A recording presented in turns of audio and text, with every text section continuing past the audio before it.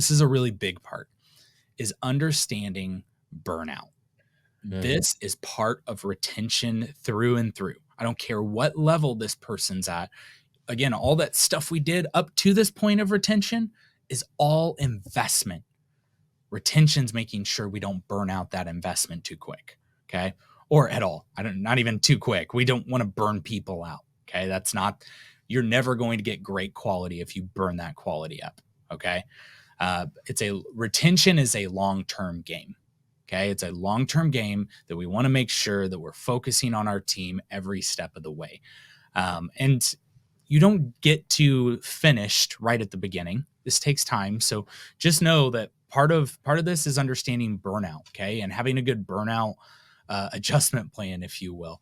So even our, I think we've talked in a previous episode about the 3 things that cause burnout, right? Yep. And 3 things that kind of make up your personal agency. And just as a reminder here, one of them is the results you're getting. Are we getting good results? Is your teammate getting good results through and through? And if they're not, and they're constantly getting negative results and getting the consequence of negative, and maybe not negative, but negative criticism of a nature, that's going to burn people out. Okay. If they always hear you're not doing enough, there's going to be a point where they just stop. Okay. So that's a big one. Episode 17, we talked about why people quit. And that's when we really kind of dove into burnout a little bit back on October 31st. Yeah, that was our Halloween episode. Cool. The Halloween episode. Yep. So first one's results. The next one is support. The people around them. Like, this is where trying to understand, is your team the only support this person has? Like, that's a sobering thought, but it might be true that you're the only support group that this person has, and hopefully not, but helping that teammate to engage and understand and know where they're at on that support level is really important as a coach. Right. And, the last one is just self-care.